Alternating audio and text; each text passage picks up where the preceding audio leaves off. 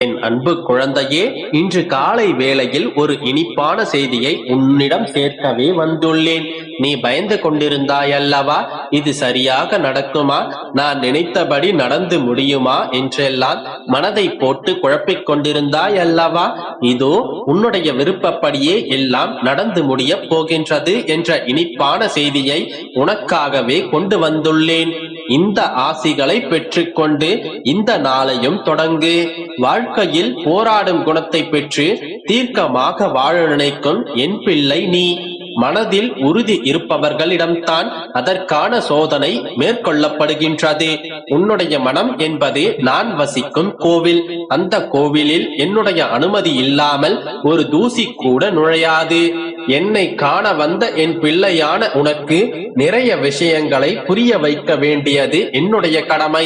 எதற்கு தெரியுமா? நீ இன்னும் வளரவே இல்லை. மனதளவில் நீ இன்னும் சிறு பிள்ளையாகத்தான் இருக்கின்றாய். உனக்கான பக்குவத்தை புகட்ட எனது சீற்றத்தையும் காண்பிக்க வேண்டியதாய் உள்ளது. ஏனென்றால் அது ஒரு தந்தையாக எனது கடமையே. உன்னுடைய மனதில் என்னை காண வருவதற்கு முன் பல எண்ணங்கள் குதர்க்கமாக எழுந்தது. அது ஏனென்ற கேள்விக்கு விடை கூறுகின்றேன் கேள்.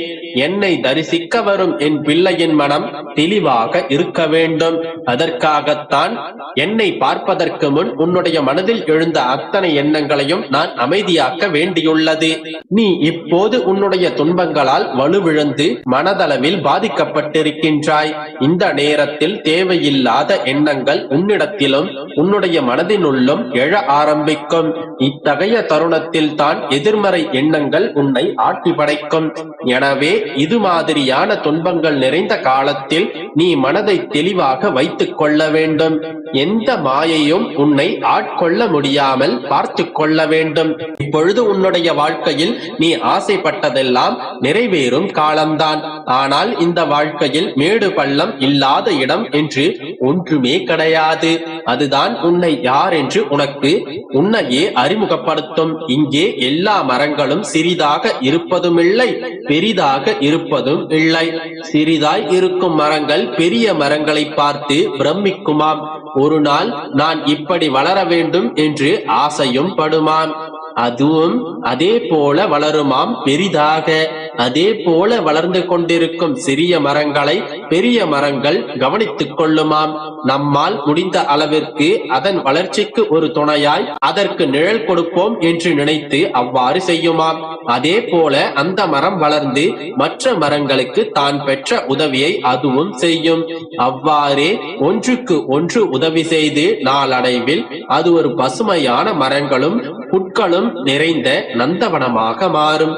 இங்கே முதல் மரம் நாம் வளர்ந்து விட்டோம், இது போதாது, வானளவில் வளர்ந்து நிற்க வேண்டும் என்று நினைத்திருந்தால் நந்தவனம் அங்கு தோன்றி இருக்காது. அது தரத்தை பார்க்கவில்லை.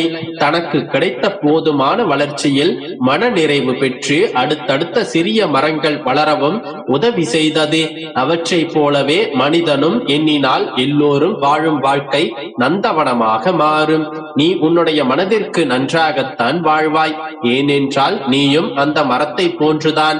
நீ ஒரு பக்கம் வளர வேண்டி இருந்தாலும் மற்றவர்களுக்கு உதவி புரியும் குணமும் நிறைவாய் இருக்கின்றது. அதனால் தான் கூறுகின்றேன், நீ நன்றாக வாழ்வாய். என் பரிபூரண அருளும் ஆசீர்வாதமும் உனக்கு என்றும் உண்டு. நம்பிக்கையோடு இரு, நல்லதே நடக்கும். என் அன்பு குழந்தையே, இந்த பிரபஞ்சத்தில் நீ எதை செய்தாலும் அதுவே உனக்கு திரும்ப வரும். வாழ்வில் எதுவும் அதுவாக நடப்பதில்லை. நமக்கு வேண்டியதை நாம் தான் அமைத்துக் கொள்ள வேண்டும். இவற்றை அனைத்தையும் ஏற்றுக்கொண்டால் மட்டுமே வாழ்வில் மாற்றம் நிகழும். உன்னை நீ மாற்றிக்கொண்டால்தான் உன்னை பின்தொடர்ந்து உன் வாழ்க்கையும் மாறும். உன் வாழ்வில் நடப்பவைக்கு நீயே பொறுப்பு என்று முதலில் நீ உணர வேண்டும். நேற்று, இன்று, நாளை என்ற மூன்றும் ஒன்றோடொன்று தொடர்புடையது. ஒரு சமயத்தில் இருவேறு நிகழ்வுகளை சிந்திக்க முடியாது. உன்னுடைய நடத்தை சிந்தனையிலும் செயலிலும் பிரதிபலிக்க வேண்டும். உன்னுடைய கடந்த காலத்தை மட்டும் நீ நினைத்து கொண்டே இருந்தால் உன்னுடைய நிகழ்காலம் இல்லாமல் போய்விடும். இது அனைத்தும் கர்மாக்களின் பலன்களாகும். உன்னுடைய வாழ்க்கையில் உன்னுடனே பயணித்து எதிர்பாராத நேரத்தில் கொடுப்பதுதான் கர்மா. நீ யாரை சந்திக்க வேண்டும் என்பதை காலம் முடிவு செய்கின்றது. உன்னுடைய வாழ்க்கையில் உன்னுடன் யார் இருக்க வேண்டும் என்பதை உன்னுடைய மனம் முடிவு செய்கின்றது. உன்னுடன் யார் இருக்க முடியும் என்பதை உன்னுடைய நடத்தை தான் முடிவு செய்கின்றது. பிள்ளையே, எத்தனை தோல்விகளை சந்தித்தாலும் தன்னம்பிக்கையை மட்டும் இழந்து விடாதே. உன்னை வெறுத்தவர்களை நினைவில் வைத்திரு. திறமையின் உச்சத்திற்கு சென்று உன்னை நீ உலகிற்கு நிரூபித்து காட்டு. உன்னுடைய வெற்றியை அவர்கள் ஏற்றுக்கொள்ளாமல் வெட்கப்பட்டு தலைகுனியட்டும். காலம் ஒவ்வொரு துன்பத்தின் பிறகும் ஒரு இன்பத்தை மறைத்து வைத்திருக்கும். வெற்றியோ தோல்வியோ எதுவாயினும் கடமையை செய். யார் உன்னை பாராட்டினாலும் பாராட்டாவிட்டாலும் கவலை கொள்ளாதே. உன்னுடைய திறமை வெளிப்படும் போது பகைவனும் உன்னை தலைகுனிந்து வணங்குவான்.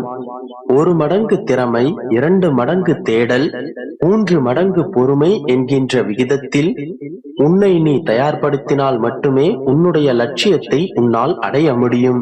தனது சோகங்களை பகிர்ந்து கொள்வதற்கும் தனது திறமைகளை வளர்த்துக் கொள்வதற்கும் ஒவ்வொரு மனிதனுக்கும் ஒரு துணை தேவைப்படுகின்றது. வாழ்க்கையில் உனக்கு துணையாக யாரும் இல்லை என்று வருந்தாதே. எப்பொழுதும் எந்த சூழ்நிலையிலும் உன்னுடைய நிழலாகவே நான் உனக்கு துணையாக நிற்பேன். தைரியமாக போராடு, நிச்சயம் வெற்றி பெறுவாய். நம்பிக்கையோடு இரு, நல்லதே நடக்கும். என் அன்பு குழந்தையே, உன் வாழ்வில் நடக்கும் அத்தனை மர்மங்களுக்கும், உன் மனதில் இருக்கும் அத்தனை மாயைகளுக்கும், உனக்குள்ளே இருக்கும் அத்தனை கேள்விகளுக்கும் தீர்வையும் விடையையும் தருவதற்காகவே உன் அப்பா நான் வந்துள்ளேன்.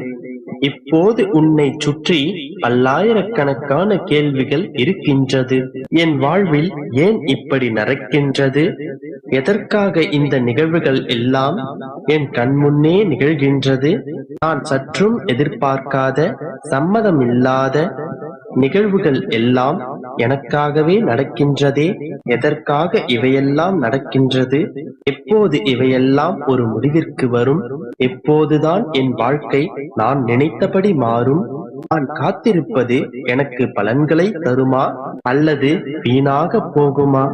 சரி, நடந்ததெல்லாம் நடந்து போகட்டும். அடுத்தது என்ன செய்ய வேண்டும்? நான் நம்பிக்கையோடு உட்கார்ந்திருக்கின்றேனே, இந்த நம்பிக்கையோடே நான் என் வாழ்வை தொடரலாமா?